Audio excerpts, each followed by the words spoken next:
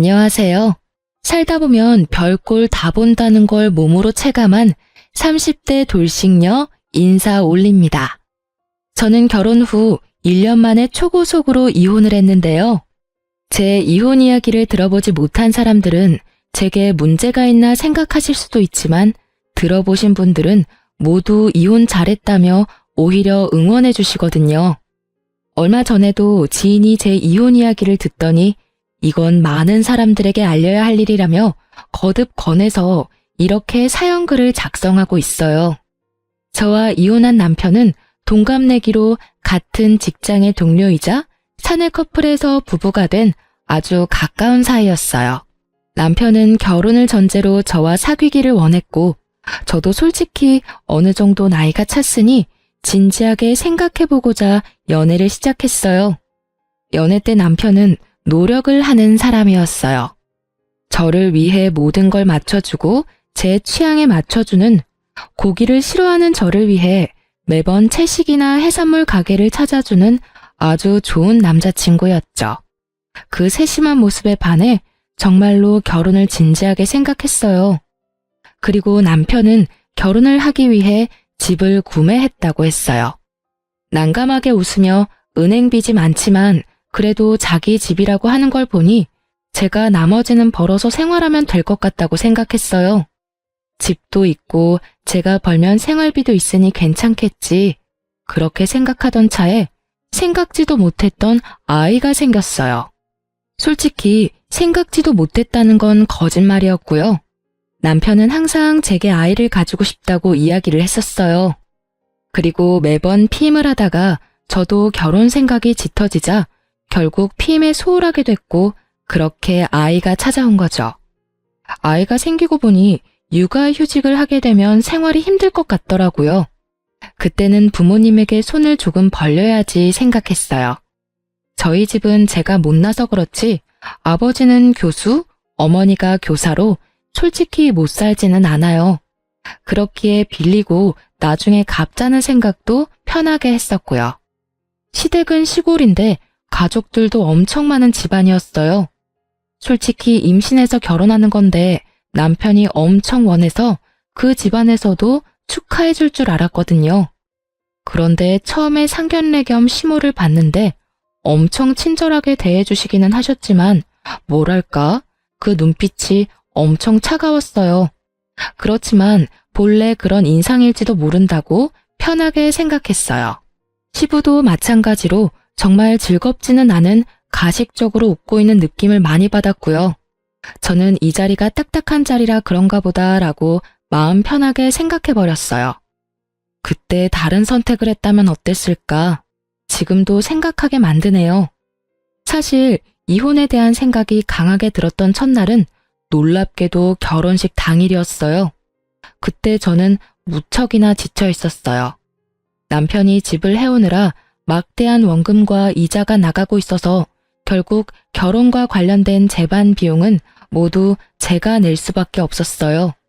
그 모습에 친정오빠는 왜 네가 다 하냐고 남편을 굉장히 나쁘게 보더라고요. 저는 오빠를 다독였어요. 어차피 결혼하면 둘이 같이 살 거고 그 집도 우리 둘이 사는 집이 될 거다. 집 가져오는데 내가 혼수하는 게 맞고 결혼식 비용도 내는 게 맞다고 했었죠. 그런데 시모가 결혼 며칠 전에 폭탄을 하나 터뜨리더군요. 예, 너희 이쪽에서 미리 피로연 하는 게 어때? 피로연이요?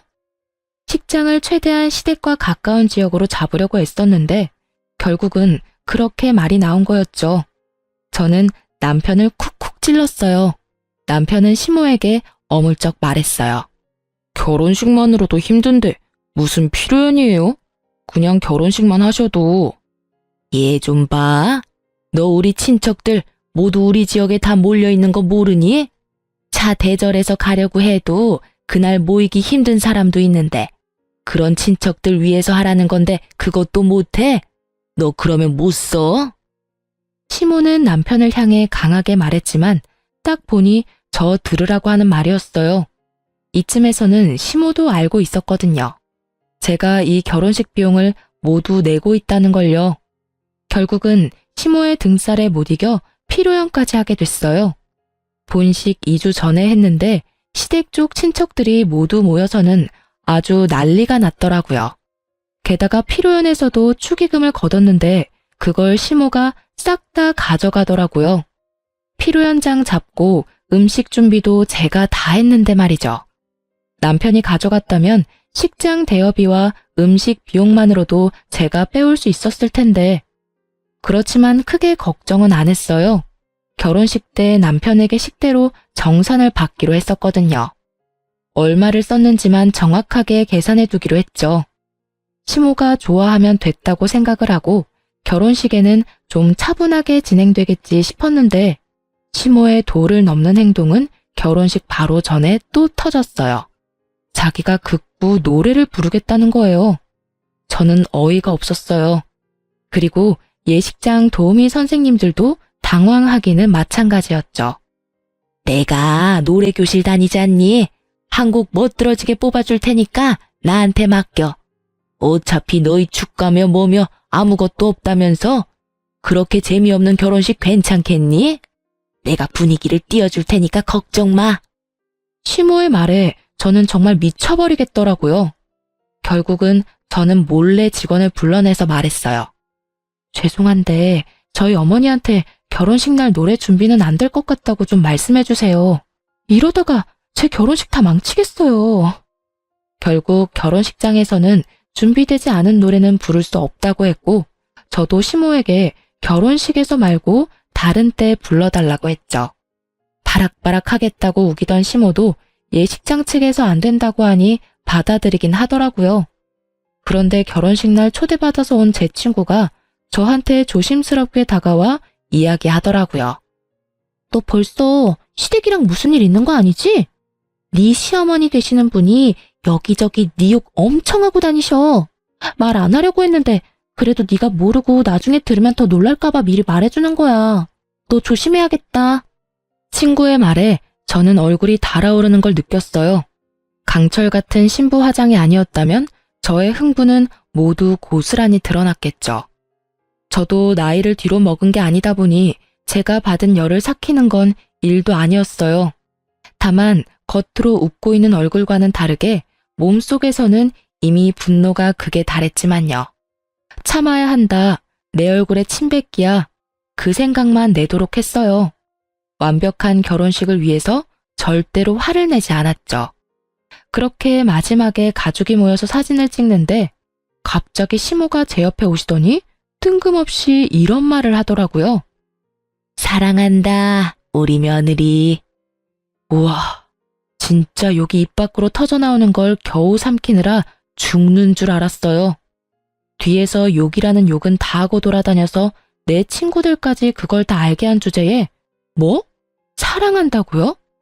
진짜 그 넙대대한 시모의 얼굴에 한 대 줘 패고 싶은 걸 겨우겨우 참고 웃었어요. 네, 어머님, 저희 잘 살게요. 그렇게 저는 완벽한 결혼식을 겨우겨우 지켜낼 수 있었어요. 남은 건 너덜너덜해진 제 멘탈 뿐이었지만요. 그리고 시모는 그 멘탈마저 마지막에 탈탈 털어가시더군요. 제가 결혼식 비용을 다 냈잖아요. 그리고 혼수의 예단비까지 싹 다 해서 몇천만 원이 들어서 남편에게 미리 이야기해놨었거든요. 피로연 할 필요 없었는데 어머님이 원해서 한 거니까 그 비용은 반반씩 부담하자고 했죠. 솔직히 돈은 제가 다 냈는데 들어온 축의금은 시댁에서 다 가져갔으니 저도 남는 게 있어야 나머지 결혼식을 제대로 치를 수 있잖아요. 그때 남편은 알겠다고 확실하게 말해줬어요. 지금 당장 돈이 없으니 결혼식 때 들어오는 축의금에서 떼주겠다고 했는데 막상 정산하러 내려갔더니 시모가 남편에게 들어온 축의금을 모조리 들고 식대 계산을 하고 있더라고요.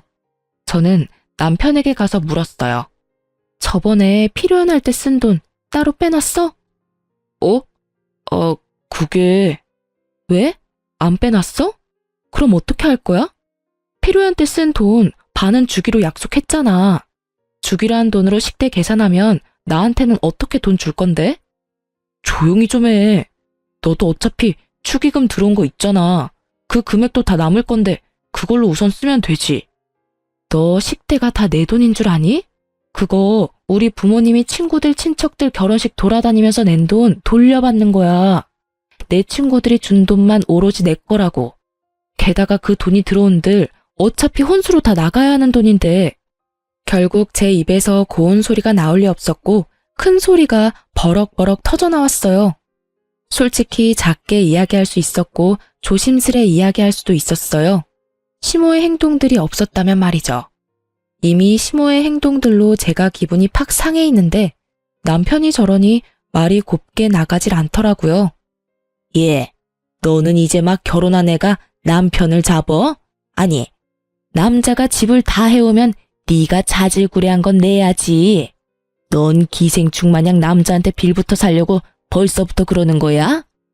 기생충요? 누가 기생충인데요? 어머님, 집을 가져오면 뭐해요? 다 대출이라 원금 이자만 월급만큼 나가는데. 그러면 어차피 제 월급으로 생활해야 하는 거 모르셨어요? 그 대출금이랑 제가 내는 생활비랑 어차피 비슷해요. 집돈 갚는 동안 내내 제 돈으로 살림 살아야 하는 거예요. 제가 아등바등 돈 갖고 그러는 거 다 잘 살아보려고 그러는 거라고요.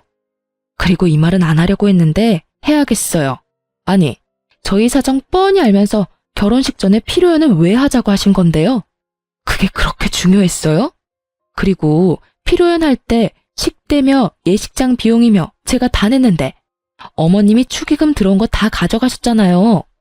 적어도 피로연 하자고 먼저 이야기하셨으면 비용 정도는 알아서 주시는 게 맞지 않나요? 아들이 돈 한 푼 없이 결혼식 하는데. 결국 참다 못한 저는 터져버렸고 남편은 한숨을 푹 쉬더군요. 그것도 웃겼어요. 한숨을 지가 왜 쉬어요? 내가 했으면 했지. 뭘 잘한 게 있어서 그렇게 다 해탈한 것처럼 구는지. 남편놈이 먼저 돈을 제대로 빼놨으면 이럴 일 없었을 거잖아요. 결국은 남편은 축의금에서 필요한 값을 떼서 저한테 주더라고요. 제가 그 돈을 받으려고 하자 이번에는 시모가 난리더라고요. 아니, 왜 너한테 이 돈을 줘? 우리 집에 들어온 축의금이잖아. 왜 네가 가져가? 이런 버르장머리 없는 애를 봤나? 내가 쉽게 결혼 허락해주니까 시어머니가 만만하니? 왜 주긴? 제가 소리 지르려 하자 오빠가 끼어들었어요. 사돈 어른께서 이해하세요. 매제는 집을 해오느라 돈이 없어서 결혼식 비용을 못 대는 상황이고 이쪽도 혼수와 예단비, 결혼식비로 돈을 어느 정도 마련했는데 예상에 없던 필요연을 하게 돼서 돈이 모자라게 됐거든요. 결혼식은 둘이 하는 거니 둘이서 나누는 게 맞다고 생각합니다. 저희가 혼수 예단을 하지 않았다면 또 모를까. 그래도 4천만 원이 넘는 돈을 썼는데 결혼식비까지 모두 부담하는 건 저희한테 너무 부담이 크네요. 사돈 어른이 큰 어른이시니 부디 이해해 주세요. 좋게 말할 필요도 없는데 오빠는 간곡하게 말했고 그 간곡한 말투가 자신을 달래는 것처럼 들리는 걸 알아챘는지 시모는 친정집에 그런 모습을 보이는 게 쪽팔리다고 생각했나 봐요. 결국은 알겠어요 한마디만 남기고는 다 놔두고 나가더군요. 그 뒷모습을 보는데 정말 아침부터 밥도 못 먹고 결혼식 하느라고 난리치는 제가 왜 여기 있나 하는 생각만 들었어요. 저런 시모를 모시고 살아야 하는 제 앞날도 캄캄했고요. 이때부터였어요. 시댁에 대한 제 평가는 최하였어요. 지금도 마찬가지지만 이때부터 다 때려치고 싶었지만 뱃속에 있는 아이 때문에 겨우겨우 참았어요. 그런데 그 마지막 인내심마저 쪼개버린 일이 얼마 지나지 않아 또 일어난 거죠. 저희 아들이 태어난 지 30일쯤 됐을 무렵이었어요. 저는 초산인데다가 조련을 금방 나온 터라 모든 게 서툴고 몸이 힘들었어요. 자연분만이었지만 10시간을 넘게 틀어서 온몸이 성한 구석이 없었죠. 그런데 하루는 남편 얼굴이 이상하더라고요. 똥 싸고 덜 닦은 표정이랄까?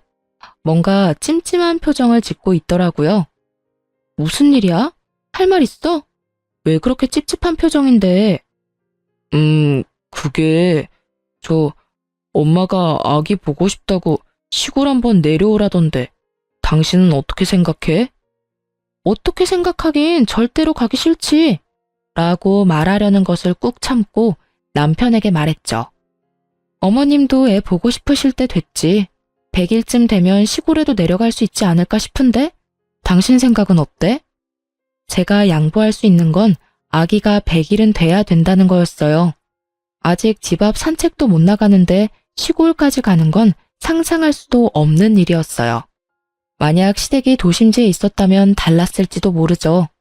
시댁은 시골 산골에 집이 있어서 벌레도 많고 시부모가 애가 온다고 해서 신경 썼을 것 같지도 않았거든요.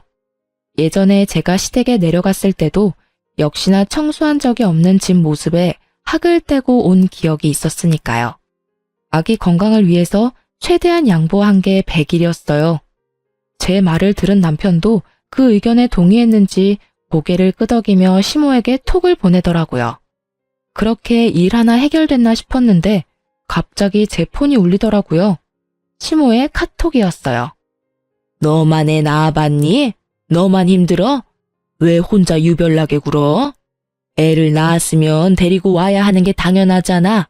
우리가 남도 아니고. 정말 서운하다. 너 진짜 우리 안 보려고 작정한 거니? 시모의 카톡을 보니 머리가 지끈거리더라고요. 제가 무슨 수를 쓰지 않으면 몇 날 며칠을 저렇게 사람을 쪼아댈 게 분명하니 저는 한 발 더 양보했어요. 그리고 시모에게 전화했어요. 어머님, 아기가 아직 바깥바람 쐬기 힘들어요. 보고 싶으시면 나중에 어머님이 올라오세요. 제가 힘들어서가 아니라 애가 힘들어서 그래요. 아직 목도 못 가누는데 카시트도 채우기 힘들어요. 제가 그렇게 말을 하자 시모는 알겠다며 전화를 끊더니 바로 다음날 집으로 올라왔더라고요. 적어도 며칠은 시간을 두고 올라올 줄 알았는데 이렇게 당장 올라오니 저도 당황한 상태였어요.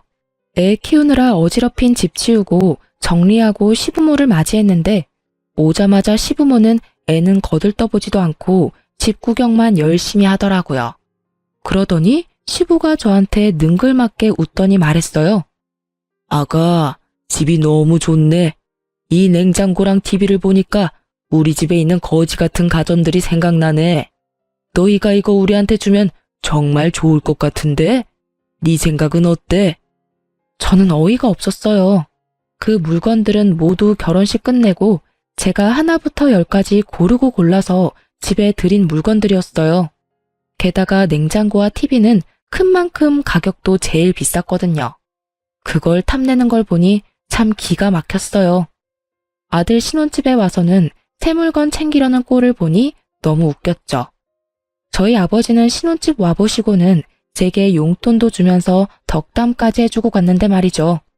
시댁에 용돈까지는 바라지도 않아요.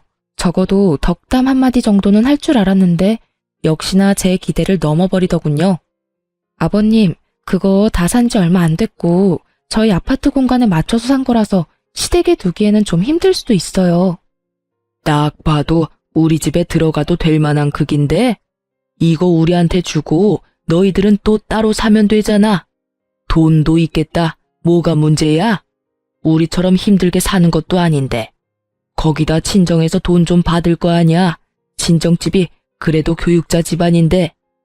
저희 결혼식도 얼마 전에 마쳤고 아기 때문에 앞으로 돈이 너무 많이 들어서 다시 사는 건 좀 힘들어요. 저희도 안 쓰는 물건이면 드리고 싶은데 냉장고나 TV나 집에 없으면 안 되는 물건들이잖아요. 그래서 주기 싫어? 아니, 우리가 뭐 때문에 너랑 결혼을 허락해줬는데 이 정도도 안 해주면 우리 집이 도리어 손해보는 거지. 애 보러 와놓고는 애는 볼 생각도 없이 자기 집 세간살이 알아보려 혈안이 된 시부를 보니 불쑥불쑥 화가 치밀더라고요. 그런데 그 와중에 시모 말에 뒷골을 잡고야 말았어요. 집도 좋은데 여기서 며칠 있다 가면 좋겠네. 놀러 다닐 때도 많을 거 아니야. 온 김에 여기저기 다 돌아다니고 가야지. 저는 애 때문에 힘들어서 거동도 제대로 못하는 데다가 제대로 씻지도 못하는데 시부는 결국 일주일을 집에 머물렀어요. 그러면서 있는 내내 제가 해주는 밥 3끼 꼬박꼬박 얻어먹고 아침 저녁으로 빨래 내놓더라고요. 그걸 하면서도 최대한 참아보려 했는데 저녁에 이제 좀 쉴까 싶어서 누우면 맨날 누워있으니 몸이 아픈 거라며 움직이라고 하면서 사람을 괴롭혔어요. 결국 며칠 지나지 않아 저는 열이 받을 대로 받아버려 저녁에 퇴근하는 남편을 안방으로 데리고 와서 따졌어요. 어머님한테 언제 가시는지 물어봐. 그리고 최대한 빨리 내려가시라고 해.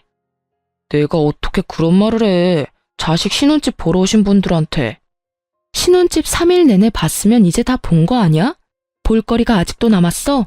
그리고 당신 어머님 계시니까 계속 늦게 오잖아. 당신도 어머님 아버님이랑 같이 있는 거 힘들어하면서 왜 나한테 다 떠넘기는 건데? 나는 애까지 봐야 하는데 힘들어 죽겠다고. 이러다 진짜 내가 죽게 생겼다니까? 그렇다고 내가 어떻게 가시라고 말을 해. 나도 아들인데. 그리고 당신도 너무해. 어떻게 우리 부모님을 그런 식으로 말할 수가 있어. 그냥 부모님 좋은 마음으로 여기 있는다고 생각하면 안 돼? 그럼 나도 우리 엄마 데리고 와서 몇 날 며칠 있어 볼까? 결국 제 협박 아닌 협박에 진 남편은 꼬리를 내렸죠. 그러나 결국 시모에게 말도 못 꺼내고 일주일이 지났어요.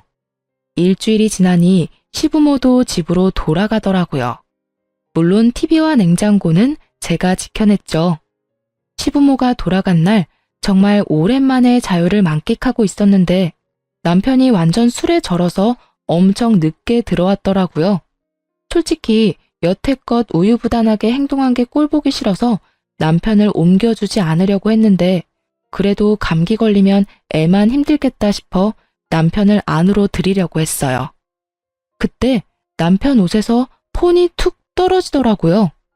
폰은 얼마 전까지 대화를 했는지 카톡 화면이 떠 있었어요. 그런데 그 카톡을 보고 저는 눈이 뒤집어져 버릴 만큼 열이 받았어요. 카톡은 남편과 시모의 대화 내용이었는데 그걸 본 저는 속이 뒤틀리는 감각을 느껴야 했어요. 예, 너 결혼 잘못했어. 좋은 집에서 곱게 자라서 그런지 시모할 길을 개똥으로 알잖니. 꼴랑 TV랑 냉장고 때문에 정색하면서 눈 동그랗게 뜨고 따박따박 말대꾸 하는 거 봤지? 정말 결혼을 시켜줬더니 아주 시댁을 잡아먹으려고 들어. 네 아버지가 이번 기회에 가전 새로 바꾸나 싶었는데 좋다 말았지 뭐니? 시모의 열받은 음성이 여기까지 들리는 것처럼 생생해서 더 빡치더라고요. 그런데 남편의 반응이 저는 더 열받았어요. 저는 제 편을 들어주거나 그런 거 아니라고 중재를 해줄 거라고 생각하고 있었거든요. 그런데 그게 아니더라고요. 와이프가 그런 면이 있지. 그래도 엄마가 좀 참아. 지랄 같은 성격 나도 참고 잘 살고 있잖아. 그래도 처갓집에 돈이 좀 있으니까 우리한테 무슨 일 생기면 돈 빌리기도 쉬워. 말만 하면 척척 돈 내주니까. 남편 놈은 우리 집을 아주 편리한 보험 정도로 보고 있더라고요. 그리고 냉장고랑 TV는 상황 봐서 내가 사줄게. 나 몰래 꽁쳐놓은 돈 좀 있어. 이 남자가 나를 사랑해서 결혼한 줄 알았더니 우리 집 돈 보고 결혼한 거였더라고요. 이럴 거면 우리 아버지랑 결혼하지 그랬냐는 생각이 들 정도였거든요. 제가 무슨 일이 있으면 친정에 전화하니 아주 우리 집을 자기 돈줄로 아는 모양이었어요. 게다가 정말 괘씸한 건 아기 분유 기저귀 한 번을 사다 준 적 없고 그럴 때마다 자기 아파트 대출금 때문에 돈 없다 하더니 시부모 냉장고 TV 사줄 돈은 언제 꽁쳐놓은 건지. 그런데 밑으로 이어진 대화를 볼수록 더 기가 찼죠. 예, 너 이혼할 거면 애는 그냥 줘버려. 혹 달고 있으면 너만 손해야. 혹시 양육비 뭐 그런 이야기 나오면 소송해서 절대 주지 말고. 애 새끼도 누구 새끼인지 모르겠지만 분명히 다른 남자 있을 거야. 절대로 넘어가면 안 돼. 우리 애를 혹이라고 말하는 게 진짜 할머니가 맞을까요? 저는 제 눈을 의심해야 했어요. 이 사람들은 무슨 생각으로 제게 다른 남자가 있다고 이렇게 당당하게 말하는 걸까요? 그런 시모의 문자에 대한 남편의 답은 심플했어요. 안 넘어가. 그래서 애 키울 때 한 푼도 안 내잖아. 시모의 미친 소리에 미친 답변을 건넨 남편놈을 보니 정말 모든 걸 뒤집어 엎어버리고 싶더라고요. 이 새끼는 뭔데 내 자식을 본인 자식이 아니라고 하는 걸까? 그러면 왜 지 자식도 아니라고 생각하면서 같이 살까? 의문만 가득했지만 이제 다 필요 없었어요. 알아보고 싶은 마음 요만큼도 없었고 그냥 이혼만 생각하게 됐죠. 그러고 보니 생각이 났죠. 남편 놈이 곧 워크숍을 떠난다는 걸요. 바로 3주 뒤였어요. 1박 2일로 가는 거라 미리 저한테 이야기를 했었거든요. 저는 그때가 좋다고 생각했어요. 제가 생각한 일을 행하기에 딱 좋은 날이라고요. 남편 워크숍 당일에 저는 미리 예약해뒀던 이삿짐 센터를 불렀어요. 그리고는 제가 산 가구며 가전들을 모두 친정집으로 옮겨버렸어요. 친정에는 미리 이야기를 해놓은 상태였거든요. 처음에 이혼 결심하고 부모님에게 가서 이야기했을 때 부모님 기분도 무척 안 좋으셨어요. 두 분 다 교육자라 그러신지 제게 결혼은 가문의 결합이며 뭐 이런 말들을 운운하며 저를 답답하게 만들더라고요. 그래서 결국은 시모와 남편의 행동에 대해 이야기해버렸죠. 이중인격처럼 앞에서는 쳐웃고 뒤에서는 욕하는 시모와 그런 시모에게 자기도 지랄 같은 내 성격 참아주며 산다는 남편의 말을 두 분에게 들려드렸더니 두 분 다 열이 받으셨죠. 특히 아버지는 얼마나 화를 내시는지. 그러지 않아도 내가 너 결혼식 때 너무 이상했어. 아들이 집 사온다고 어떻게 모든 걸 너한테 다 맡길 수가 있어? 결혼식 비용은 둘이서 부담하는 게 맞는 거지. 게다가 너한테 화내는 것도 그렇고. 그리고 네 애를 자기 아들 손주가 아니라고 말하는 것도 너무 무례한 일이잖아. 잘 헤어졌어. 그딴 집 빨리 나오고 이혼해. 저는 아버지의 허락을 받고 집안의 물건들 중 남편 것만 쏙 남기고 나머지는 다 집으로 가져갔어요. 그리고 신발장 안에 이혼 서류까지 놔두고 나와버렸죠. 집에 있는 작은 숟가락, 젓가락까지 모두 제가 마련한 것이었으니 집은 아예 텅 비어버렸더라고요. 남아있는 건 남편 놈의 옷가지와 그 사람이 쓰던 물건들 뿐이었죠. 저는 남편을 용서할 생각이 하나도 없었어요. 그런데 남편 새끼도 저한테 용서를 구할 생각이 하나도 없었나 보더라고요. 저한테 만나자고 해서 나갔더니 도리어 저한테 화를 내더라고요. 너 미쳤어? 집에 있는 짐 다 어디 갔어? 집에 있던 가구며 가전 다 어디로 빼돌렸냐고. 내가 내 돈 주고 산 거 내가 가져왔을 뿐인데 뭐가 그렇게 화가 났어? 그게 네 거야? 네 돈 주고 샀니? 누가 보면 네가 산 것처럼 보이겠다. 그치?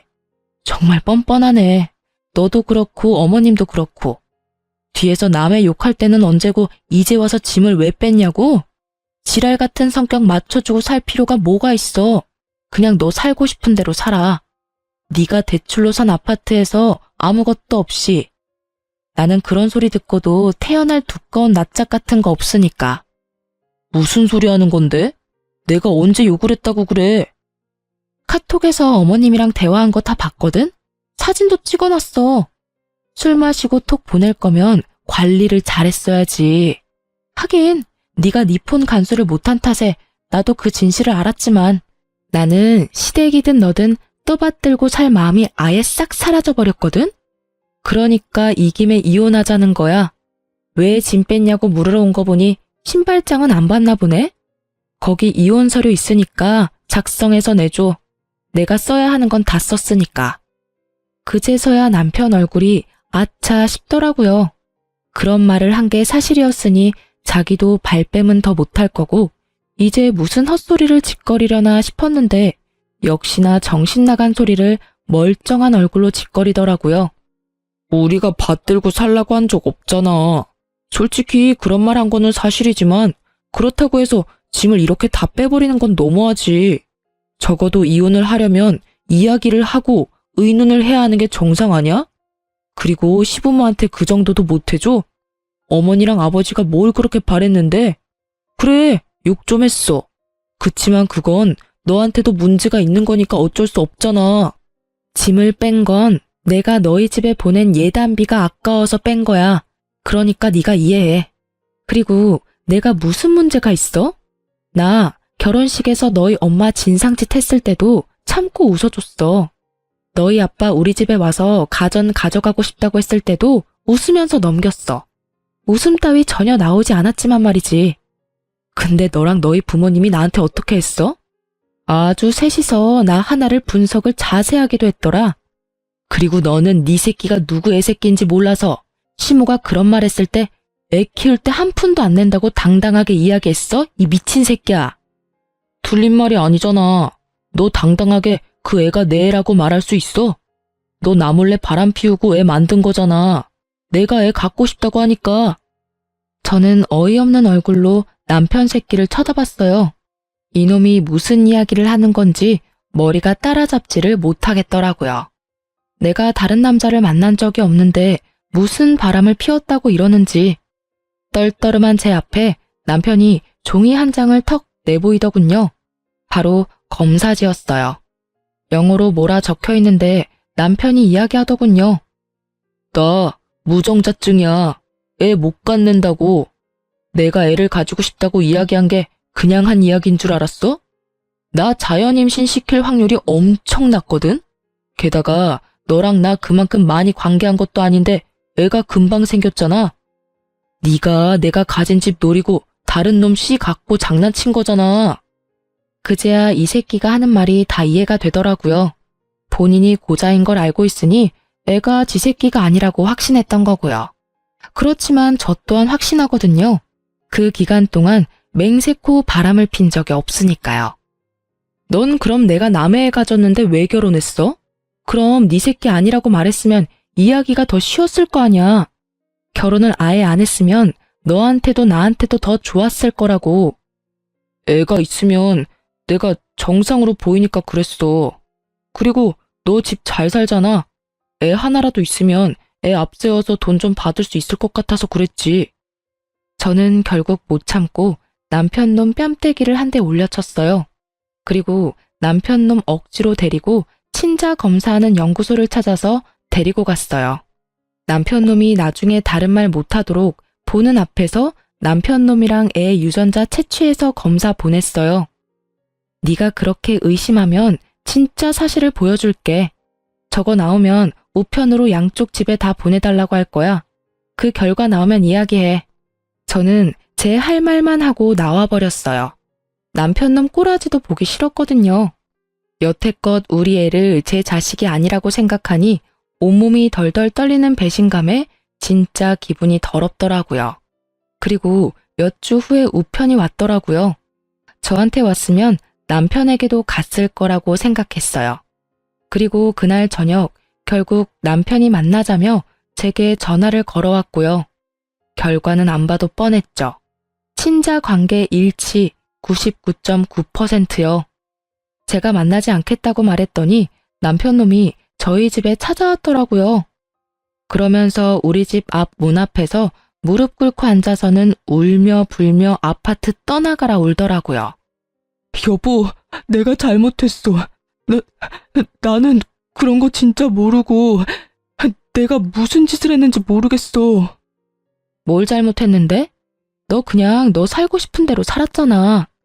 우리 애가 네 애 아니라고 믿으면서 애한테 얼만큼 상처 줬는지 알기나 해? 게다가 넌 나까지 모욕한 거야. 내가 너 놔두고 바람을 피웠다고? 넌 내가 그렇게 뻔뻔한 여자처럼 보였니? 여태껏 남의 자식이라고 생각하고 살았으니까 그냥 남의 애라고 계속 생각해. 이제 와서 미안하니 잘못했니?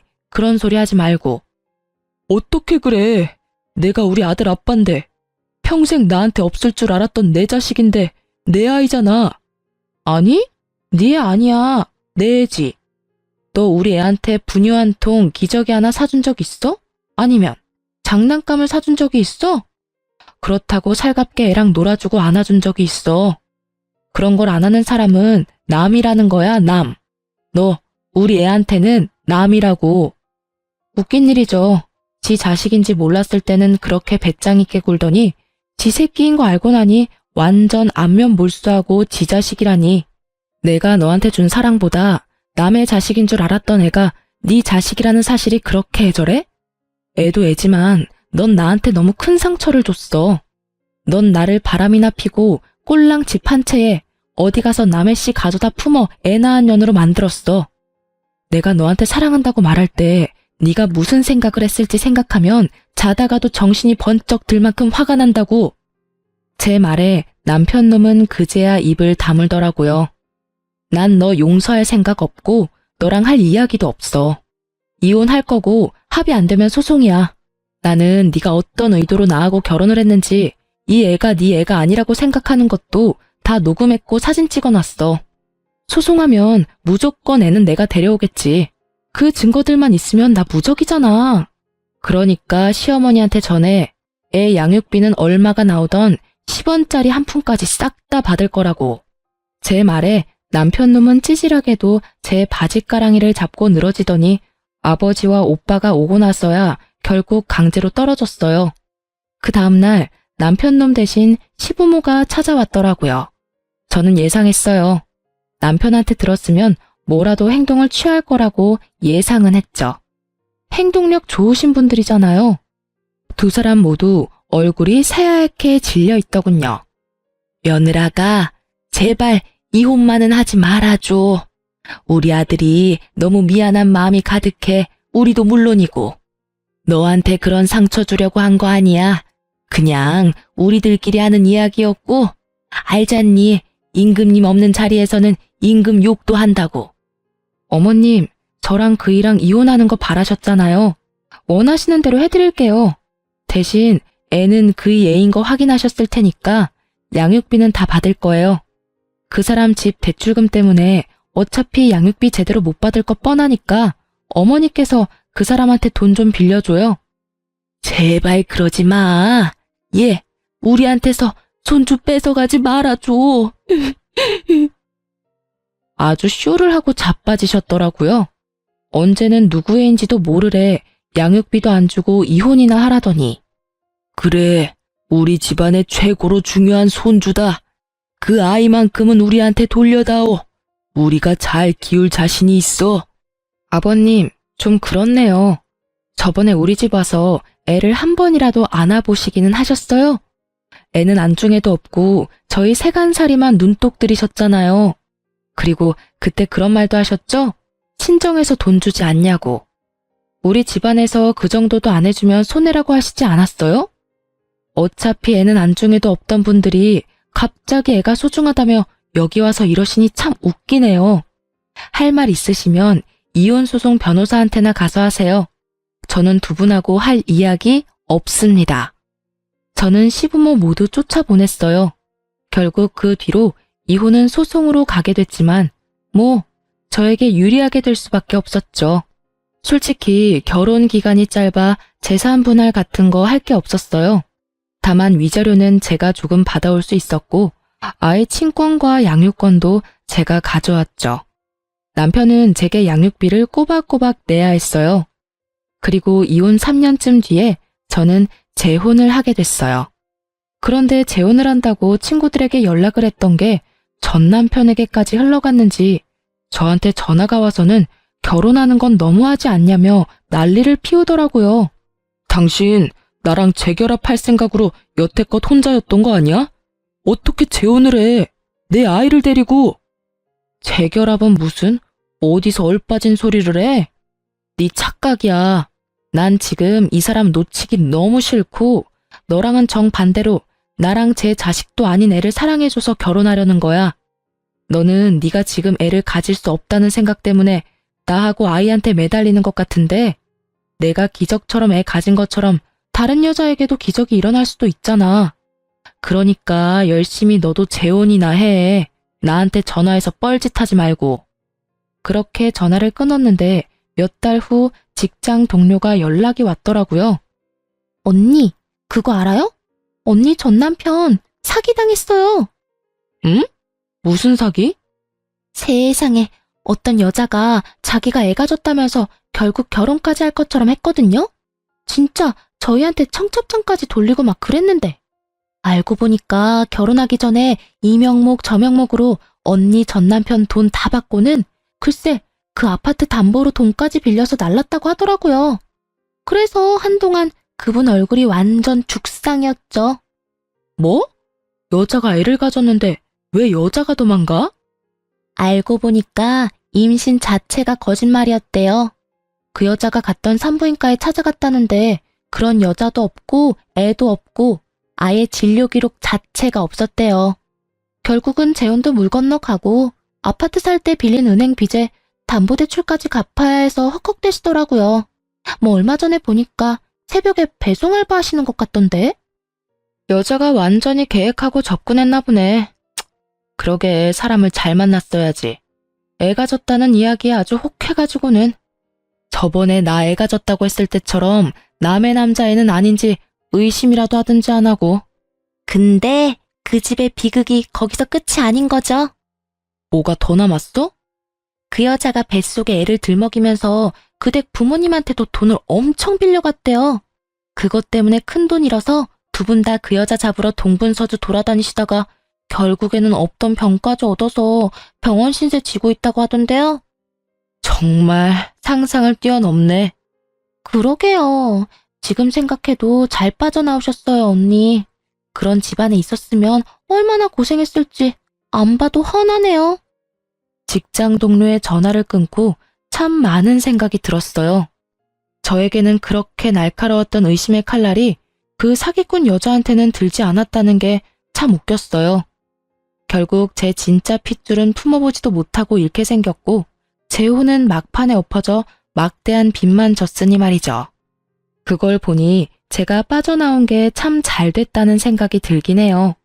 저는 지금 재혼을 해서 잘 살고 있거든요. 지금 시댁은 저한테 너무 잘해주셔요. 솔직히 이혼 후에 저는 시댁이라면 몸서리를 치는 바람에 엄청 예민하게 반응할 정도였거든요. 그런 제 모습도 그러려니 하고 넘기고 절대로 남 싫은 소리를 안 하시는 게 저희 시댁이에요. 처음에는 이 집안도 옛날 시댁처럼 똑같이 굴면 어쩌나 싶었는데 그런 분이 전혀 아니셨더라고요. 오히려 시댁과는 먼 게 좋다면서 멀리하니 서운한 기분에 제가 더 가까이 다가가게 됐거든요. 그리고 항상 칭찬을 해주니 마음이 더 가거든요. 제 아들도 본인 손주처럼 따뜻하게 대해주시고 말이죠. 그분들을 보면서 저도 그런 어른으로 늙어가고 싶다는 생각을 할 정도였으니까요. 제가 얼마나 존경하고 있는지 아시겠죠? 전 남편과 전 시댁의 어른들에게 단 한 번을 안겨보지 못한 제 아들에게 이렇게 좋은 가족을 만들어줄 수 있다는 게 너무나 다행스러운 일이라고 생각해요. 아이는 커가면서 제 양부를 닮아가고 있어요. 전 남편은 제가 마지막에 한 말 때문이라도 아이를 만나러 오는 일은 없었어요. 제가 그랬거든요. 네가 조금의 양심이라도 있으면 애한테 아빠 행세할 생각하지 마. 그 말을 듣고 본인도 느낀 게 많았는지 더 이상은 아이를 귀찮게 하지 않았어요. 친부니까 만나게 해줘야 한다는 생각을 하는 사람도 있겠지만 저는 전 남편을 죽을 때까지 용서할 생각이 없거든요. 저는 제 아이에게 온전한 사랑을 주는 사람을 아빠로 만들어주고 싶으니까요. 이렇게 글을 쓰고 보니 정말 폭풍과도 같은 이혼이었네요. 제 이야기 들으시면서 어떠셨나요? 가끔은 저도 결혼 1년 만에 이혼한 제가 다른 사람 눈에 어떻게 비칠지 의식해요. 그래서 이렇게 글을 쓰는 거고요. 저처럼 이런 사연을 가진 사람도 있다는 걸 알아주셨으면 해요. 이혼은 많이 참았다고 또 참지 못했다고 해도 되고 하면 안 되는 그런 게 아니잖아요. 누구든 그 상황이었다면 당장 탈출하고 싶었을 테니까요. 글을 쓰고 나니 좀 후련해졌어요. 앞으로는 밝은 미래만 바라며 살 거예요. 사연 들어줘서 고맙습니다.